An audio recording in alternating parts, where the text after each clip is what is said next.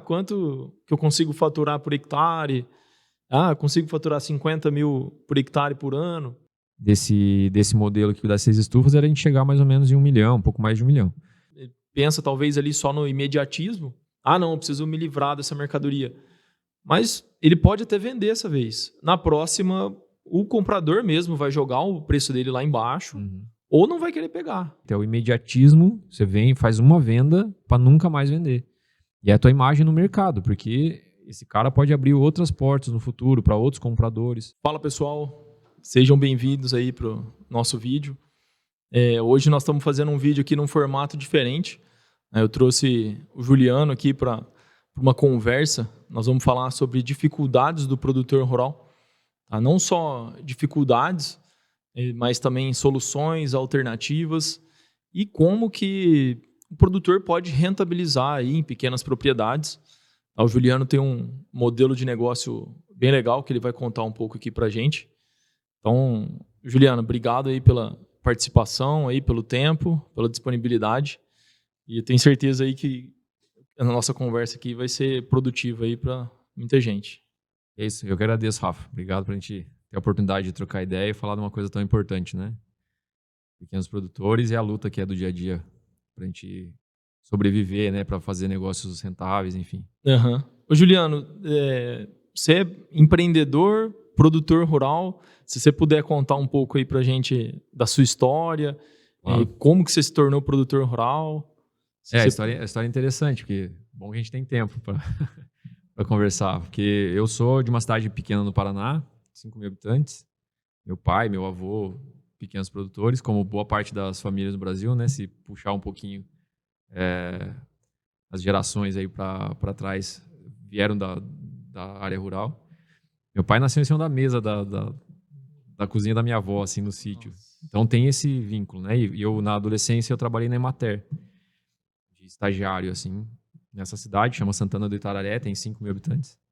E aí esse foi talvez meu primeiro contato com o pequeno produtor, que me marcou demais, cara. Assim, marcou muito de ver pessoas, muitas vezes, passando dificuldade, mas extremamente generosas. Tipo, produtor de morango que ia lá e vinha com a cumbuquinha de morango para mim. E me marcou muito já nesse momento essa questão. A Emater é uma empresa de assistência técnica e extensão rural. Acho que tem em outros estados também, né?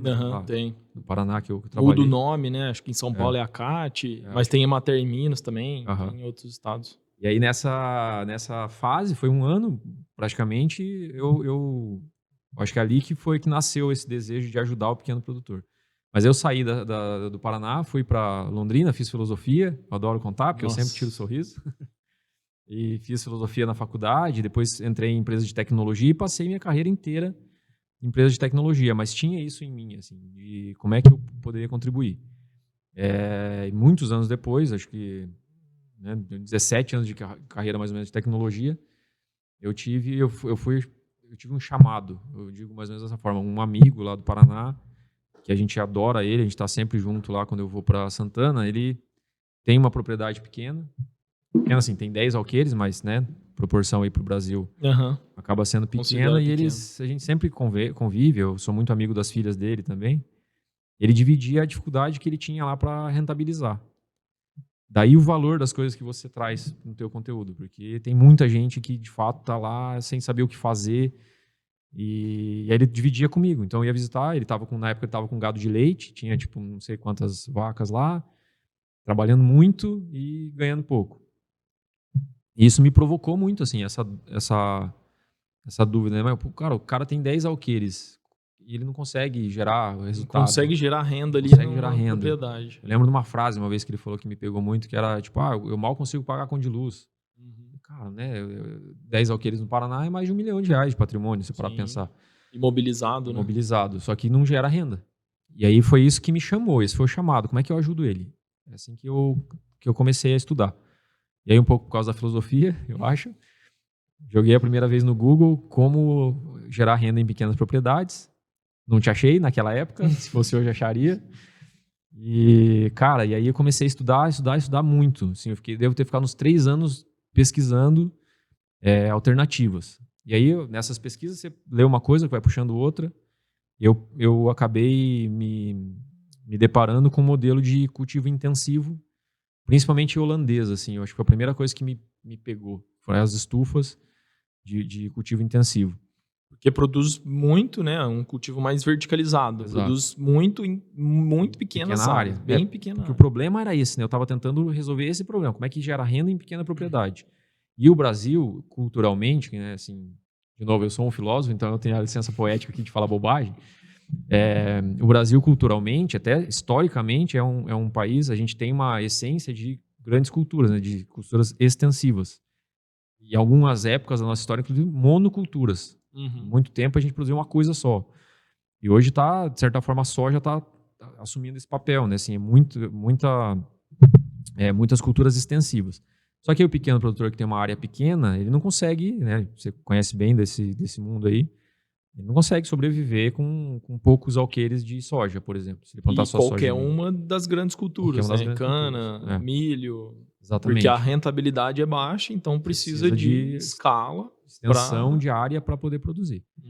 E aí esse modelo é o contrário. Então o Brasil é um histórico de culturas extensivas e esse é o modelo de culturas intensivas. É cultivo intensivo, que é o que você falou, né? Você pega uma área pequena e intensifica a população de plantas e a agricultura de precisão. Aí nasceu em mim essa ideia de, esse é um bom caminho de tentar resolver esse problema. E depois comecei a procurar como implementar, porque, né, na prática eu nunca plantei uma cebolinha. Se eu tentei plantar, morreu, inclusive. Então, obviamente, eu precisava encontrar um parceiro, encontrar alguém que pudesse apostar comigo. Então, eu comecei a visitar alguns produtores e aí visitei em Paris a propriedade do Leandro Barão, que é meu sócio hoje. O Leandro você conhece também, você já teve a oportunidade de estar lá. Um cara totalmente fora da curva, assim, inteligentíssimo, um cara extremamente batalhador, extremamente ético. Eu admiro ele demais e a gente se conectou na primeira visita, assim, eu tive lá, eu sempre conto que é engraçado o nível, né, assim, na primeira visita que eu tive ele começou a me explicar sobre, ele já tinha uma estufa, ele tinha lá uma estufa de 1000 metros, e ele produzia tomate o italiano, normal. Na primeira visita, uma das explicações que ele me deu foi a diferença do peso molecular do nitrato por nitrogênio. Nossa. Na hora de fazer a conta do... Aí você já vê o jeitão do cara. Cara, você tá doido, né, vizinho? Eu fugi em todas as aulas de química da escola. Então, ele sabe assim, a tabela periódica de cabeça, cara. Você estava buscando uma propriedade, você encontrou o Leandro, que já era produtor, tinha uma propriedade pequena, estava ali dentro do que você estava buscando. Exato. E você entrou num papel mais de investidor. A gente entrou como sócio mesmo. Como ele já tinha uma estufa operando, a gente se conectou. Até a primeira visita eu ia só conhecer. Eu fui lá para conhecer. Inclusive eu fui de tênis branco, ele me olhou e falou, putz, esse cara não vai dar certo, né? Então a gente dá risada disso. Mas a gente se conectou na primeira visita ali, a gente entendeu que era um bom caminho e para ele também tinha desafio. Ele tinha montado a estufa, mas não estava ainda operando do jeito que ele queria. Ele tem 5 hectares, mais ou menos, a propriedade dele. Então, é uma propriedade pequena. Eu tenho até uma foto aqui. Dá para compartilhar o material. Que legal. Boa. Aqui já é atual, né? Não na tava verdade, assim quando vocês começaram, né? A gente começou, tinha só aquela primeira estufa azul ali, com plástico azul. Essa daqui foi a primeira. Essa foi a primeira, que o Lê já tinha feito lá, já tinha investido. Hoje vocês estão com 5. 6. Essa 6 última, estufas. essa foto não está tão atual, já tem mais uma ali, onde estava construindo. Ali. Olha só que legal. Faz 3 anos que a gente iniciou. E aí eu entrei com esse papel, depois que a gente se conheceu, a gente se conectou e eu entrei com esse papel de pesquisa, principalmente. Assim, legal, então vamos investir nisso? Acho que é um bom caminho. E aí, durante todas essas pesquisas, eu tinha encontrado um modelo de produção de tomate grape, por ser um valor agregado maior, e encontrei um modelo no Brasil que é uma estrutura de integrados, um sistema integrado de produção de frutas, verduras e legumes.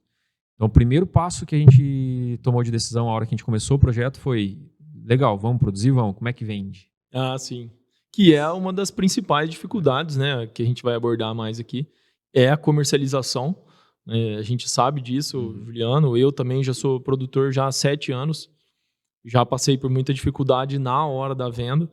E a comercialização é uma das principais dificuldades. Você estava ciente disso, você já quis resolver aí antes de dar esse primeiro passo, né? Porque no mercado, né, a gente como agricultor de hortifruti, perecível, você não tem a opção de colher e estocar para ver se depois você consegue vender. Então, é uma dor imensa, né? E você acaba tendo uma dificuldade de controle depois do teu negócio, né? Assim, eu plantei, já investi, já gastei. E aí, na hora de colher, você se sujeita, às vezes, a vender por um valor muito abaixo do custo, porque você não achou uma alternativa. Uhum. Então, eu fiz um esforço inicial de buscar esse sistema.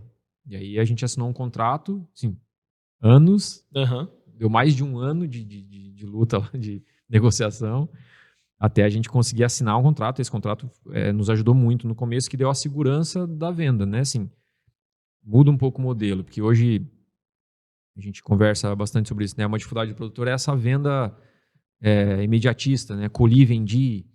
E esse sistema, ele tem um modelo muito legal que é a previsibilidade. Eu prevejo quanto eu vou colher, eu já aviso a empresa, a minha programação de colheita, e eles planejam a venda. Então, fica muito mais saudável a relação, né?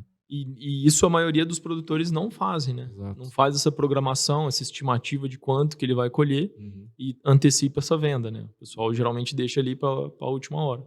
Colhe para depois vender. Colhe para depois vender. E aí produto perecível, aí você fica sujeito a, muitas vezes, ter que vender por um preço muito menor do que você gostaria, ou até mesmo dos seus custos, né?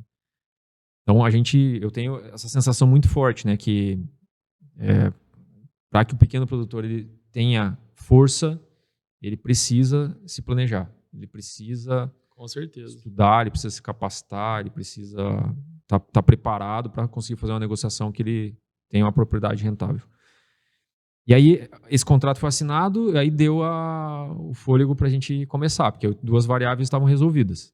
Uma era a venda, tinha certeza que o contrato garante 100% de compra do que a gente produz, e a outra era o preço. O preço era travado. Não é um preço maravilhoso, melhor do que o do mercado, mas ele é um preço justo e eu sei quanto vai ser pago. Então, com essas duas variáveis, deu para a gente planejar o projeto. E aí você se preocupa da porteira para dentro. Né? Seu custo de produção, produtividade o máximo possível. Exato. E aí entrou bastante meu papel, né, na sociedade. Tem o Gui também, o Guilherme, ele entrou junto comigo. Então, quando a gente fez as duas primeiras estufas, ficou uma estufa de cada um, né, no investimento. As duas, essas daqui de cima. Exato. Essas três foram as primeiras. Aí o Guilherme entrou junto comigo, então somos 3 sócios. E aí o meu papel no início foi esse papel comercial, a gente conseguiu assinar o contrato, e depois eu virei como se fosse um P&D da empresa, né? Assim, o Leandro toca dia a dia, e eu passei a pesquisar, e juntos, assim, a gente pesquisa muita coisa, como você disse, para o pequeno produtor, que tem pouca área, produção, né, produtividade é o segredo. Se ele gerar produtividade, gerar volume, ele dilui os custos fixos da operação, né? E aí virou nosso grande foco. A gente começou a estudar muito, pegar referência, mas muito mesmo, Rafa, assim, estudar com força.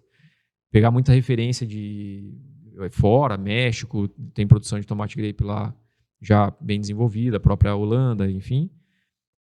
A gente estuda demais. Eu adoro uma frase do Lê, que é: a gente estuda e morre burro.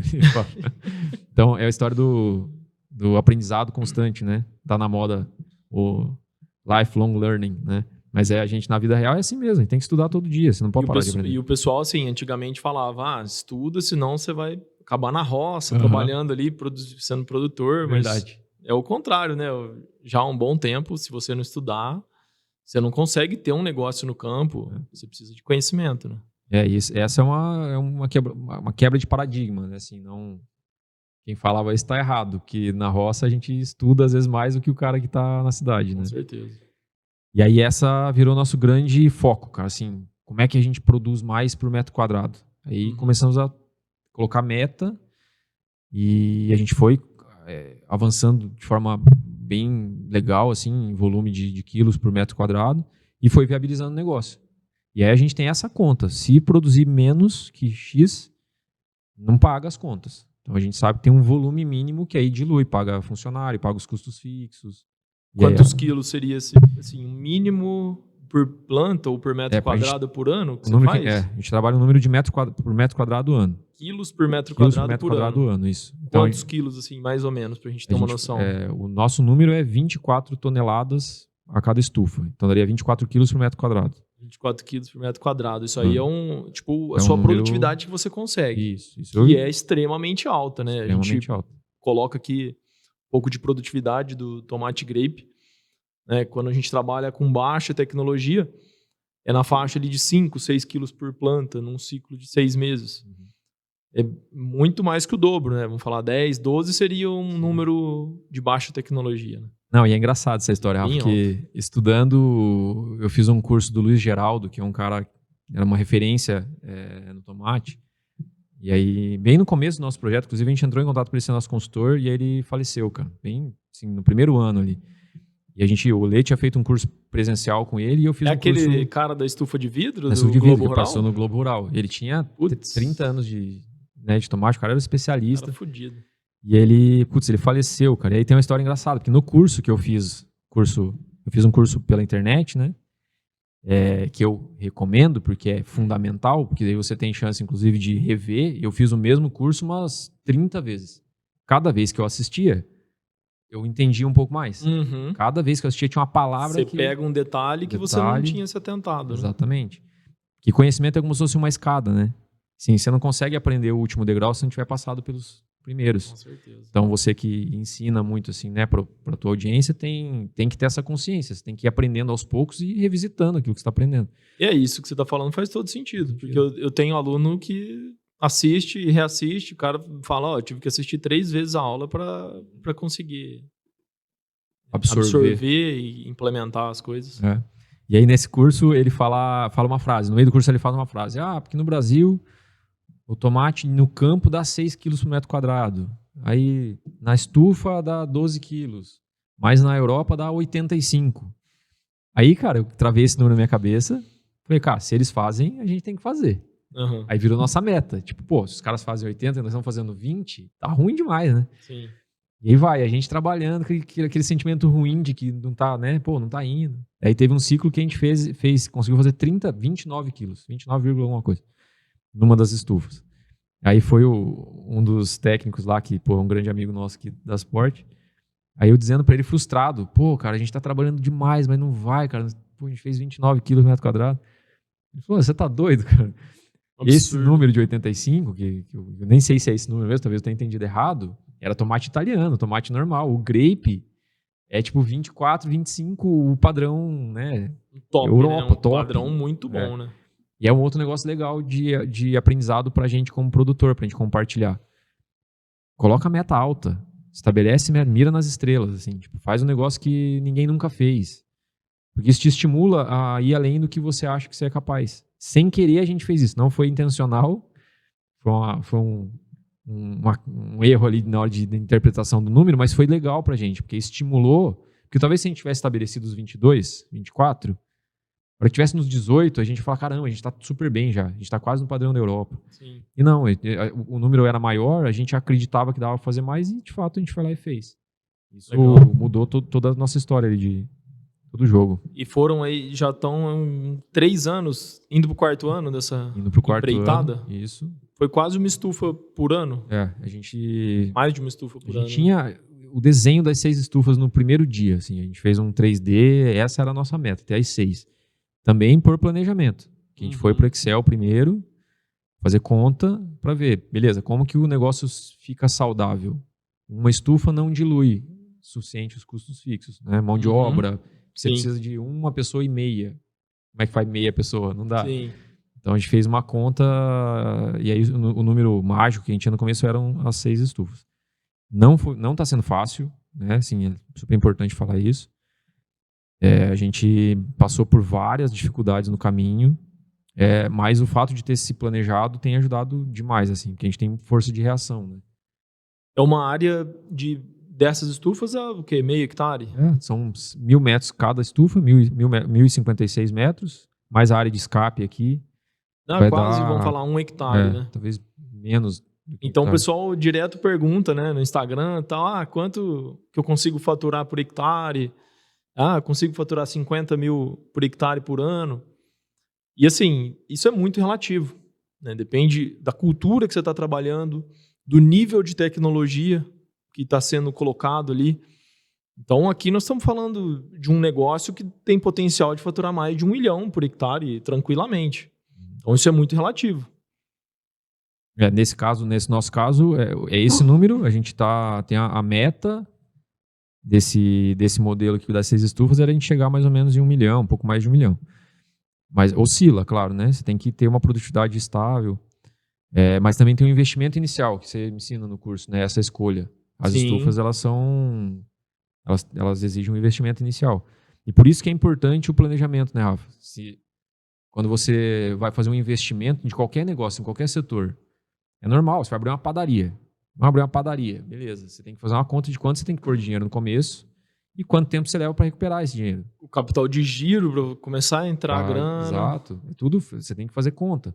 Então, no nosso caso, era assim, você tem uma opção de, posso plantar direto no solo? Posso, o investimento é bem mais baixo. Uhum. Mas quanto que eu consigo produzir? A gente foi fazendo essas contas. Sim. E a gente tinha esse desejo de trabalhar num modelo bem tecnológico, que a gente faz, né? A gente chama de agricultura de precisão. Então, ter esse controle das variáveis, não ficar tão à mercê do clima. Então, é tudo fertirrigação, né? Então, a gente tinha esse desejo. Beleza, não tem problema. O investimento é alto. Uma estufa hoje deve girar na casa de 200 mil, mais ou menos 250 mil. Tranquilo, Uma estufa desse nível de tecnologia, né? Tem estufas mais baratas, né? Isso. E é isso, a conta foi. É uma estufa mais cara, mas quanto tempo a gente consegue recuperar o investimento? Uhum. E aí você tem que estar com esses números na mão ali para poder tomar essa decisão, né? Assumir esse risco. Com certeza. Que que nem você falou. A pessoa, vamos supor, está começando, que nem você começou. Tem uma área disponível ou não.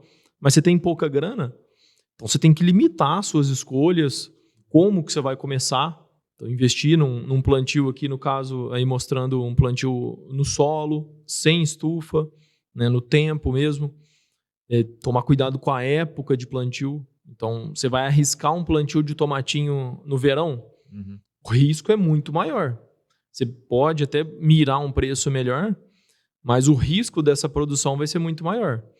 Agora não, vou entrar então ali numa época do inverno, antes do inverno, em abril, maio. O risco ele é bem menor. Você está sujeito a pegar um preço menor. Então, tudo isso precisa ser levado em consideração. Essa estufa aqui também é uma alternativa também, é um modelo de produção mais simples, tem um investimento maior. Aqui nós estamos falando aí na casa de 25, 30 reais por metro quadrado, bem mais barato, mas ao mesmo tempo o sistema, a longevidade disso daqui é baixa. Então, tem que fazer uma escolha. Poucos anos, você vai ter que trocar. Então... Tem que ter uma escolha bem estratégica de onde você vai colocar, porque ela não é resistente a vento, né? Então... Totalmente. E no nosso caso, uma das alternativas que a gente usou, e que o pequeno produtor normalmente ele tem acesso, mas ele não sabe o que fazer, é o Pronaf. Assim, às vezes você tem a linha de crédito disponível normalmente para o pequeno produtor que tem DAP, tem lá um recurso subsidiado, normalmente com uma taxa de juros baixa, só que normalmente a gente não sabe o que fazer com o dinheiro está lá. Então o Lê tinha nos anos anteriores, né? Talvez até tinha saldo lá que ele não usou. E acontece muito lá Ele tinha crédito disponível, poderia pegar, mas ele não usou. Isso é legal da história eu gosto de uma coisa que o Steve Jobs fala numa palestra, conectando os pontos. Ao longo da vida você vai aprendendo coisas que às vezes parecem aleatórias. Aí lá na frente você vai e conecta os pontos. Eu ajudei a fazer projetos de Pronaf na Emater quando eu tinha 16, 17 anos. Olha só, legal, hein? E aí, né, tantos anos depois, eu tinha isso na mente, que na época era isso, assim, as pessoas tinham dificuldade de falar, cara, eu vou pegar o dinheiro, eu vou ficar com dívida. Então não vou pegar. E aí, no nosso caso, é uma das alternativas para o pequeno produtor ter um projeto, né? No nosso caso é um exemplo, quer dizer, você tem um projeto que você consegue gerar resultado e fazer o projeto pagar o Pronaf. Sim. E aí vale a pena você captar o recurso e colocar ele para girar, porque é uma taxa de juros baixa, enfim. Com certeza. Aqui no caso, vocês fizeram captação de crédito, né, para investir. A gente fez Pronamp, porque eu diretamente não posso pegar Pronaf, porque eu não tenho DAP, né, no meu nome, nada. Então a gente fez certinho e fiz Pronamp. Certo. Depois, no ano seguinte, o Lê fez Pronaf. A gente usa Pronaf investimento, Pronaf custeio. É um dinheiro... Isso é uma coisa positiva, apesar de eu achar que é muito pouco, porque o governo, né, o Estado brasileiro deveria ajudar muito mais os 4 milhões de pequenos produtores no Brasil.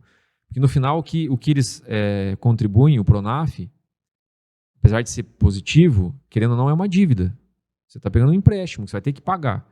E aí limita muito, às vezes, o produtor que não tem conhecimento, que não estudou um projeto específico, ele pega o dinheiro e fica endividado. Daqui uns, né, ele começa a passar o tempo e começa a chegar os boletos ali, né? Embola. Então tem que ser com planejamento. Também não pode ir lá e pegar para... O nosso modelo, ele tem dado certo porque a gente tá fazendo de forma bastante organizada, né? Com certeza. Mas é uma alternativa legal. E falando um pouco também, a gente nem mencionou, né? O Juliano, ele é sócio também meu, a gente é sócio do Ceasa Digital, um aplicativo que a gente lançou ano passado. Muita gente conhece aí, mas muita gente não conhece. Um aplicativo que está crescendo bastante. E ele foi feito justamente em cima desse propósito de ajudar o pessoal, os produtores, principalmente os pequenos produtores, a escoarem essa produção. Então, assim, é uma alternativa de venda, é uma opção de venda para o produtor não ficar refém ali de um atravessador ou de não conseguir vender essa produção, né? Nada contra os atravessadores, o pessoal que é distribuidor, consolidador de mercadoria, que eles são importantíssimos na cadeia, né? O pessoal busca a mercadoria, leva para grandes centros. Mas a ideia do Ceasa Digital, que a gente vai falar um pouco aqui para vocês também, é justamente facilitar essa comercialização, esse compra e venda de hortifruti, que é bem sofrido, né? E é interessante que a gente sempre fala, né? A gente conectou pelo propósito, né? Assim, você estava aí buscando alternativas de como é que ajuda o pequeno produtor, tentando de várias formas, né? Com cursos, de várias maneiras. E aí eu também, do outro lado, eu estava lá.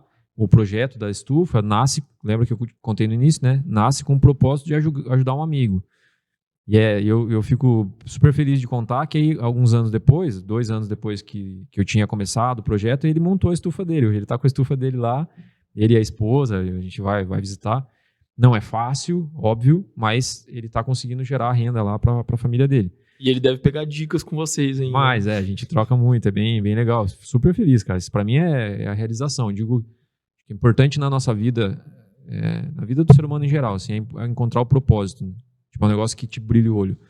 Eu demorei um tempo para entender o meu, mas hoje para mim é muito claro, cara. Para mim é ajudar o próximo. Eu preciso ajudar as pessoas que estão ao meu redor. E aí, de formas diferentes, né? Assim, às vezes uma pessoa se ajuda só com uma palavra, uma pessoa se ajuda com um emprego, por isso que eu empreendo, porque quando a gente consegue gerar empregos, né, é fundamental. Eu vivi momentos difíceis na vida e tive oportunidades que me ajudaram, então eu gosto muito de devolver.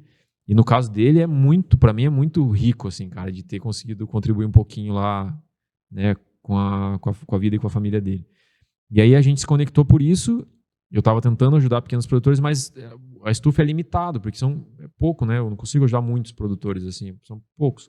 E até porque a gente está aprendendo ainda, tem muito a ser validado. Apesar de na B3, né, a empresa das estufas que vocês estavam vendo chama B3 Agrotech, depois segue lá no Instagram para ajudar a gente lá. A gente tem aprendido ainda, então não é um negócio que a gente tem já um projeto para replicar, colocar mais produtores da nossa região produzindo no modelo parecido com o nosso, do que a gente já aprendeu, mas a gente ainda sente que a gente está numa curva de aprendizado, tem mais coisas, né? Sim. E aí quando a gente conversou, teve acho que foi esse estalo, né, nosso, assim, pô, beleza, mas como é que a gente ajuda mais produtores? Como é que a gente alcança mais gente? E aí a ideia do Ceasa Digital, acho que ela tem essa riqueza que é multiplicar. A gente consegue ajudar muitas pessoas através usando, né, o digital, a internet, os aplicativos, enfim, de conseguir expor o produto do produtor de uma maneira mais fácil para que ele tenha visibilidade, para que os compradores possam localizar, né, esse produtor com mais facilidade, que é o que a gente falou no começo, né? Assim, quando você tem a venda resolvida, estável, a vida muda. Então, acho que é bem importante. Você vai... Eu vou só mostrar aqui para o pessoal como que o aplicativo ele é web, né? Então, para acessar, é só acessar o site ceasadigital.com.br, bater no Google, digitar direto, né? Vai cair nessa página. E aqui você consegue acessar diretamente o aplicativo. né? Tem essa opção para você adicionar um atalho na tela inicial do celular ou do computador. A maioria das pessoas usam no celular, né? E é muito mais fácil. E a gente fez justamente o pessoal usar no celular. Então você se cadastra aqui, tem um botão para se cadastrar. Aqui eu já sou cadastrado com a Fazenda Viçosa, né? Que é minha empresa aí de hortifruti. Então, um aplicativo que a gente fez com poucos botões, para ele ficar fácil para o produtor usar, para o comprador usar também. Então aqui, só mostrando rapidamente, né, a gente consegue ver os preços atualizados dos produtos. Esses preços aqui a gente puxa do site da Conab, então são preços atualizados aqui, mostrado do quiabo, né? Sempre falo do quiabo. Você sempre fala do quiabo e eu sempre do tomate, né? Então, é o carro-chefe lá da minha empresa, Fazenda Viçosa, do Juliano Tomatinho. Então aqui a gente tem o preço do quiabo na última data, dos principais Ceasas, acho que de todos os Ceasas do Brasil. Então aqui São José do Rio Preto, que é onde a gente está gravando aqui esse vídeo. Aqui a gente pode definir um produto para ficar de favorito e ver o preço que está correndo. E essa função, né, Rafa, que a gente tem buscado maneiras de deixar isso mais atualizado possível, porque a gente conversa muito, né, o Rafa, o produtor, a dificuldade às vezes que ele tem de saber por quanto está sendo vendido, porque é uma variável fundamental, né? Você produziu, colheu, na hora de vender, você não pode perguntar para o comprador, quanto você está pagando? Porque aí você tá limitado, né? Assim, é legal você ter pelo menos a referência, ter alguma referência, ter um aplicativo, consultar, para que você possa fazer uma negociação com o comprador. O comprador fala, tô te pagando 20. Você fala, mas no Ceasa tá 30. Não, então te pago 25. Então você entra numa negociação, pelo menos. Sim. E a gente vê que acontece muito o pequeno produtor, às vezes, aceitar o preço que está sendo oferecido por desconhecer como é que está o preço na região dele, né? Com certeza. Eu acho muito importante. O mercado está condicionado a isso. O produtor ele se sujeita muitas vezes, ele atua aí de forma passiva, ele entra em contato com o comprador, você está precisando de quiabo? Quanto que você está pagando? Aí, na maioria das vezes o comprador fala, não, manda aí para mim, depois eu te falo o preço. Então, o produtor acaba mandando a mercadoria, ele atua de forma passiva, né? E depois que o comprador manda esse preço dessa mercadoria. E a nossa proposta aqui é justamente ser uma alternativa, né? Dar mais opções de venda. Só do produtor usar isso daqui, ele já vai ter mais opção de venda, já vai conseguir balizar um preço, enfim. E seja pela opção que o Rafa está mostrando, que a gente está buscando das bases, né, Conab e do CEAGESP, seja você consultando o preço de outros produtores, que os produtores anunciam na plataforma, então você pode, eu acabei fazendo isso inclusive para mim mesmo. A partir do momento que você tem uma plataforma que tem vários produtores cadastrados, hoje, legal de contar, a gente lançou a plataforma em maio do ano passado. Nesses meses a gente já chegou a mais de 4.000 cadastros, então 4.000 produtores, né, se cadastraram.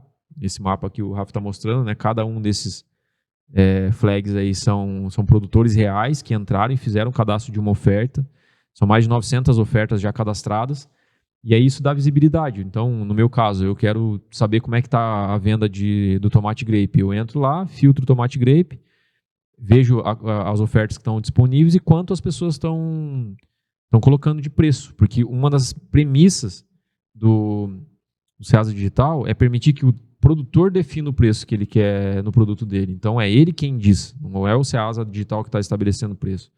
E isso gera um efeito de uma pesquisa um pouco mais realista sobre como é que está o preço, né, comercializado do produto. Então, é uma outra função bem legal. Com certeza. E assim, é uma ferramenta nova, né? O pessoal precisa usar mais para começar a acontecer mais operações. A gente está colocando bastante energia aqui no aplicativo, para ele fazendo melhorias. Então, ele tende a crescer bastante. Está chamando muita atenção de muita gente. Nós estamos fazendo várias parcerias aí para alavancar o negócio. Então, se você ainda não se cadastrou, aproveita, entra lá e cadastra sua produção. Em breve vamos ter muitas negociações aqui. E a gente, é importante, né, ressaltar isso. a gente está fazendo um esforço muito grande em manter o aplicativo gratuito, mas ele agrega muito valor. Então, né, as pessoas que estão cadastradas hoje colocaram informações importantes, então tem uma base aí de conhecimento grande para que você possa conhecer, pesquisar. São 82 produtos diferentes que estão cadastrados, 900 ofertas diferentes já cadastradas. E é lembrar da primeira frase que a gente disse, né? Nós estamos fazendo isso com o propósito de ajudar o pequeno produtor. Então, a gente aceita sugestões, inclusive, né? Acessou, mexeu, avaliou, tem alguma dica, né? Manda mensagem para a gente. E o uso, né? A venda, ela é uma consequência, né? Tem uma história dos meus outros mercados, né? Que a gente fala muito, o vendedor, você tem que oferecer, você só vende quando você oferece. Você tem que oferecer muito. E aí é uma das alternativas, você tem que oferecer. Estar no César Digital é estar com o teu produto à mostra, com a chance de alguém ir lá e te localizar. Se você ficar com o produto dentro da tua propriedade, lá dentro da caixa, ninguém sabe o que você tem. Esperando então alguém plantar e ficar esperando alguém aparecer. Né? Tá certo que o pessoal que planta há mais tempo, normalmente tem uma base de contatos e tal, né? Mas, novamente, é uma alternativa, né? Para dar mais visibilidade aí pro produtor. Ó, esse Deus L aqui até conheci, já conversou bastante comigo. E a gente está entrando com essa, a gente falou durante o papo aqui, né, Rafa? Essa necessidade de planejar, que a gente acha que é tão importante para transformar a vida do pequeno produtor. Assim, não fazer as coisas porque o vizinho fez, né? Não fazer porque alguém disse, não, fazer com planejamento. Uma das coisas que a gente está colocando na plataforma é a possibilidade de você cadastrar não só o que você tem disponível para venda hoje, mas sim já cadastrar o que você planeja produzir nos próximos 6, 12 meses, quanto que você pretende colher, em quais meses você vai ter disponível. Você imagina para um comprador. A gente tem conversado bastante com os compradores também. E até abrir aí, ó. Varejo, isso top. Aqui, ó, pessoal, nem saiu ainda, hein? Boa. Essa tela ela é o que a gente está desenvolvendo com o objetivo de criar, então, a estimativa de produção. Você imagina, você coloca no lugar do comprador de hortifruti, né? A gente tem conversado com alguns deles nos últimos meses.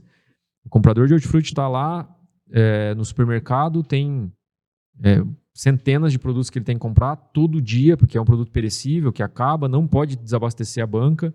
Então ele tem um problema de lead time, que é o tempo entre ele pedir o produto e o produto chegar para ele, e depois tem um problema de shelf life, que é o tempo que o produto aguenta na prateleira até estragar. Então é um cara que está sempre pressionado. E aí, de repente, ele tem um problema com o fornecedor. O Rafa estava mostrando ali da abóbora cabotiã, por exemplo. Tem um problema. Ele estava com um produtor lá combinado, esse produtor não vai conseguir entregar para ele. Ele precisa sair e achar uma outra alternativa. E aí ele tem o César Digital como uma opção, ele entra lá, digita abóbora cabotiã, lista 30, 40, 50 produtores que têm oferta disponível. É muito mais fácil para ele. Mas, além disso, ele pode ter já a programação com esse produtor. Falar assim, eu sei que esse produtor não tem hoje, mas esse cara vai ter daqui a 2 meses. Então, para o comprador, é fundamental ele conseguir ter também a previsibilidade da compra. E aí, essa função, a gente não conhece, pelo menos, né, Rafa, no mercado, acho que não existe nenhum lugar que a gente consiga que um comprador tenha condições de pesquisar quanto que vai ter daqui 6 meses de abóbora cabotiã no mercado. Isso não existe. Sim, o problema é que assim, muita gente se aproveita dessa situação, né, do produtor ter o produto só na hora. Então, assim, ele não consegue programar essa venda. Então, a ideia aqui é facilitar essas operações mesmo. Programar uma compra, programar uma venda. E não ficar aquela loucura ali de madrugada. Hoje tem, amanhã não tem. Hoje está R$5, amanhã está 10. Então, trazer mais organização aqui para o negócio. A gente, né, como a gente tem falado bastante com o varejo, estudado bastante sobre isso, né, é só pensar todos os outros produtos de dentro do supermercado, né, a mercearia seca. Todos eles, por não serem perecíveis, a compra ela é muito mais fácil, porque tem uma programação que você consegue avisar a indústria, o mercado consegue avisar a indústria, eu preciso daqui a 3 meses de tantos produtos.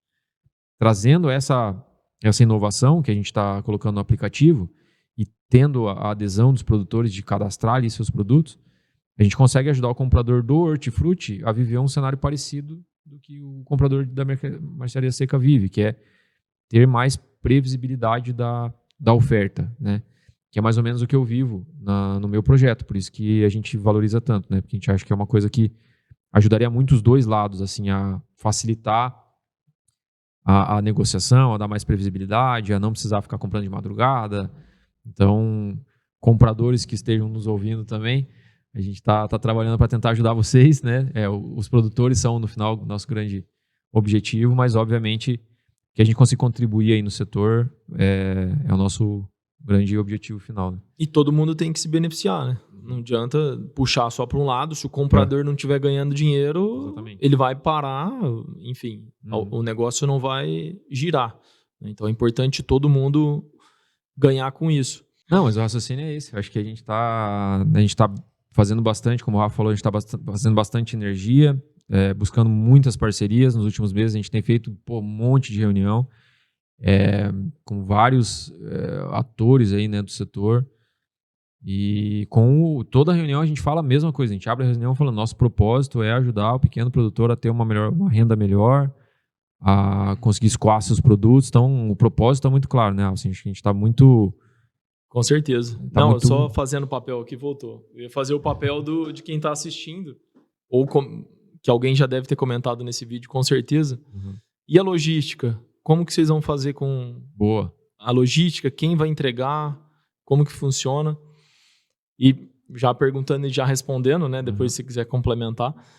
Mas o nosso papel aqui é fazer a conexão entre as duas pontes, produtor e comprador. Então, o trâmite da negociação, ele vai ser ajustado ali em função de cada negociação. Então, em alguns casos, o produtor consegue entregar. Então, ele vai entregar ali no Ceasa, ou num supermercado, ou num centro de distribuição.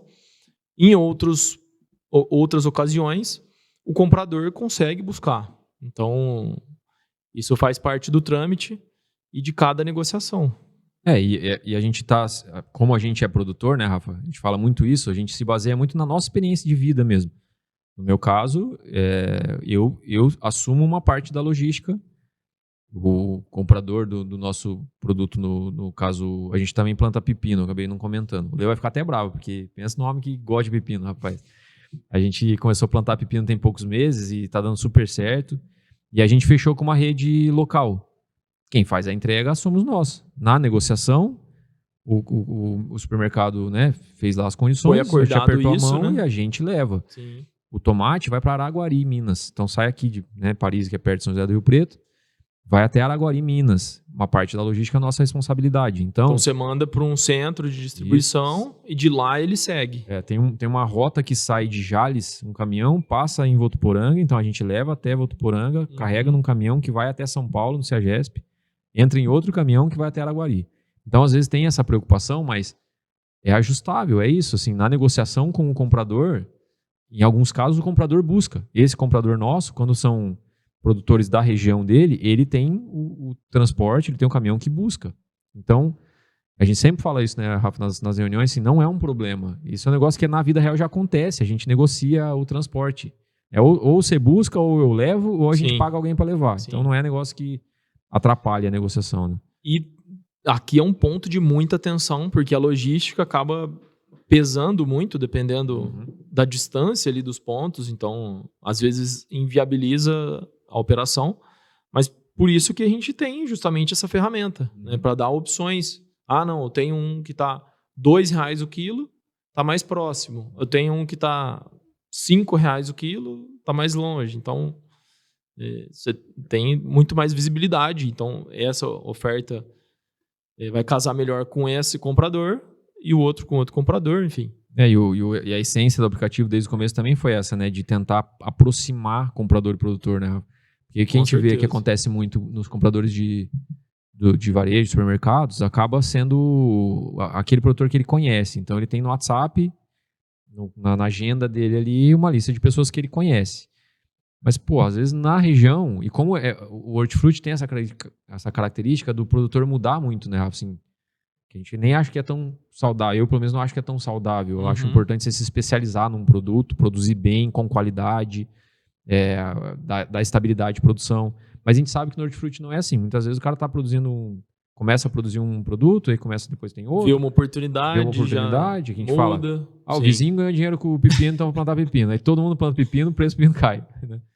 Então, pro comprador de hortifruti é difícil ele saber Sim. quem é que está plantando o que hoje. Exato. E aí o Seara Digital tem essa essência. Se você entrar lá e atualizar a tua oferta, mesmo que hoje você está com pepino, amanhã você vai plantar quiabo, você mudou de ideia, vai plantar mandioca, você vai lá e atualiza. E pro comprador ele vai ter ali uma plataforma que ele está com as pessoas, né, ao redor dele, no raio ali de alcance dele, ele vai ter os produtores que ele pode conectar. Então, você facilita a sua vida como produtor rural e a vida do comprador também, né? Que é o que a gente disse, o comprador não vai te visitar, cara. Vai bater lá no teu sítio e falar, o que você está plantando hoje? Quanto você está querendo? Né? Assim, pô, você tem que estar em algum lugar disponível para que ele te ache. Então, o Seara Digital é a melhor alternativa. E uma outra pergunta que com certeza o pessoal já deve ter feito é a respeito do pagamento, né? E como que funciona o pagamento? Dá para fazer pelo aplicativo? Não dá? Como que... E essa é uma solução que a gente pensa em implementar, tá? Nos nossos planos, a gente ter a opção de pagamento aqui dentro, mas como nós estamos no início ainda, isso faz parte dos detalhes da negociação. Então, vai ter comprador que vai pagar à vista, vai pedir um desconto por isso, vai ter comprador que vai pedir um prazo, né? A gente se conectou aí, tem algumas redes do supermercado grandes, e as redes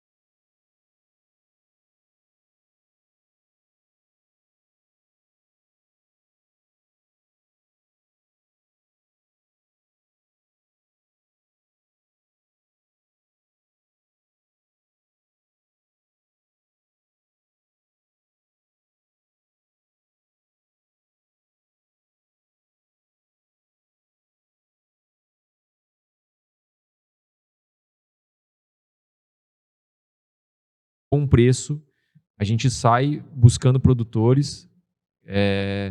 Quando a gente vai negociar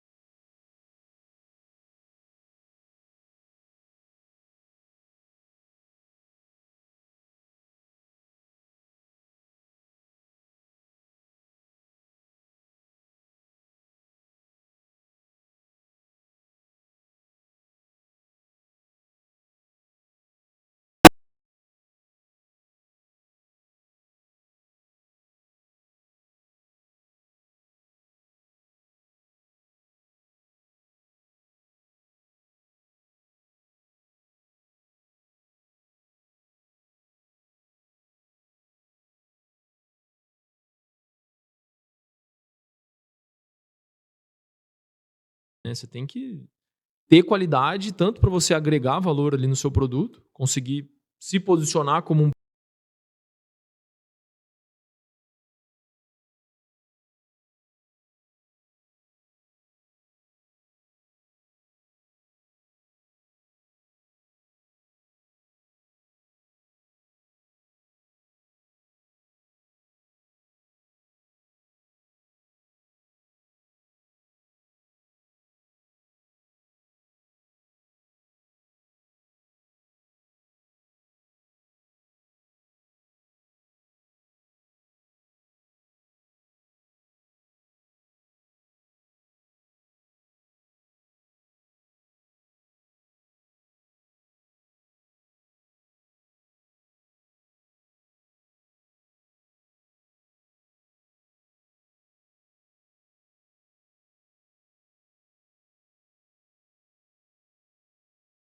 esse cara pode abrir outras portas no futuro para outros compradores.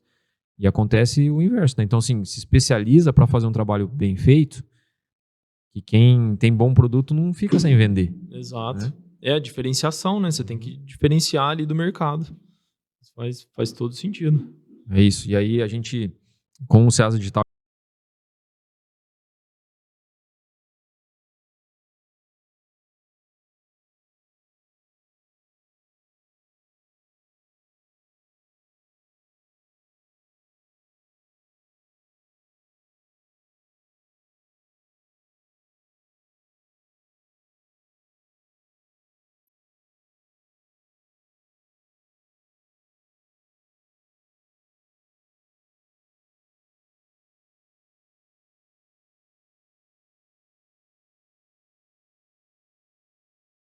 faz essa batalha aí de ajudar o pequeno produtor, mas eu acho que no campo a gente tem muito isso do cooperativismo, né? Assim, de se ajudar. Então, nos ajudem a ajudar mais pessoas, né? Aí, Isso. divulgando, multiplicando, acho que isso é super importante. E mesmo assim, para os vizinhos, para os produtores Sim. próximos, né, conhecidos, porque isso só fortalece a região. Manda no grupo do Zap lá Então, da família. então não é questão, não vou falar aí para as pessoas próximas porque eu não quero concorrente.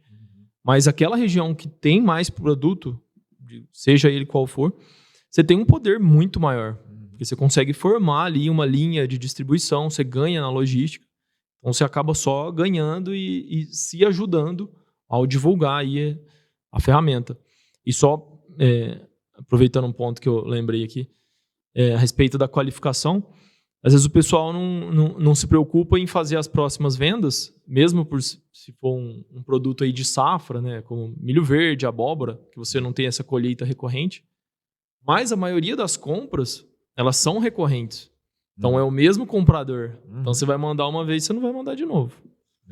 Então, o nosso caso lá, inclusive, é legal porque o comprador tem uma ficha de qualidade, assim. Então a gente tem como se fosse nota na escola. Cada entrega, ele analisa BRICS, ele analisa tamanho, cor, faz um formulário e manda pra gente. O que a gente faz? Qual que é a maior nota? É diamante. Cara, se não tiver diamante lá, a gente chora. Por quê? Exatamente, porque assim, se ele precisar reduzir o volume de compra dele, ele não vai reduzir o nosso. Ele vai tirar dos piores. Ele vai tirar dos piores. Então é básico, né? Exatamente. Tem que. Com certeza. A gente vive no mercado de compras recorrentes, você tem que ser bom sempre para você sempre vender. Manter a excelência. Manter a excelência, manter a qualidade. Show de bola. Pessoal, deixar também um convite. Tá aqui um quadrinho aqui atrás, mas também a gente tem um treinamento, propriedade mais rentável, temos o projeto Pequenas Propriedades, Grandes Negócios. Então, quem quiser aí, tiver interesse em aprender mais, diferentes culturas para você trabalhar em pequenas propriedades, culturas de alto valor agregado, a gente tem um treinamento ensinando passo a passo, desde a parte técnica até a comercialização. Eu vou deixar o link aqui na descrição. E como né, recados finais aí, né? Como eu disse aí na minha história, a gente precisa se qualificar, precisa aprender. O que o Rafa faz tem um valor gigantesco. Eu passei por essa experiência eu contei, né? Fazer um curso online. Pensei, mas tem como aprender sobre roça, né? O engenheiro agrônomo está aprendendo pela internet. Pô, claro que tem, cara. Claro que tem. Você vai aprender, e muitas vezes muito mais, porque você tem a chance, como eu disse, de assistir várias vezes o mesmo vídeo, parar, voltar, ficou com dúvida, volta, assiste de novo. Então, é um investimento. O conhecimento é a única coisa que ninguém tira da gente, né? Então, estuda, aprende, se dedica, aproveita que tem esse tipo de projeto que o Rafa está fazendo, que não são muitos, não tem muita gente, né, Rafa, se dispondo a ajudar o pequeno produtor, a ensinar. Então aproveita, faz o curso, se capacita, aprende cada vez mais, que é o caminho de ter uma tranquilidade, de conseguir produzir com mais estabilidade, de não ficar sofrendo tanto como a gente vê tanta gente aí passando dificuldade, né? Então, faz o curso do Rafa. E a internet, assim, só veio para encurtar esse caminho. Né? Porque claro. antes a gente tinha que ir 1.000 quilômetros, fazer um curso tal, presencial, ter acesso a um determinado especialista. Então, eu acho que só veio para encurtar esse caminho. E também se cadastra no Ceasa Digital. Né? É Então, isso. aproveite, se você é produtor, aproveita aí. Beleza? Juliano, obrigado pelo tempo, disponibilidade aqui, participação. E é isso aí, só tenho a agradecer mesmo. Tamo junto. Não, o propósito é muito rico, vamos nessa. Vamos transformar essa... Valeu, pessoal. Se você não é inscrito ainda no nosso canal, aproveita aqui, se inscreve e deixa um like. Valeu, um abraço.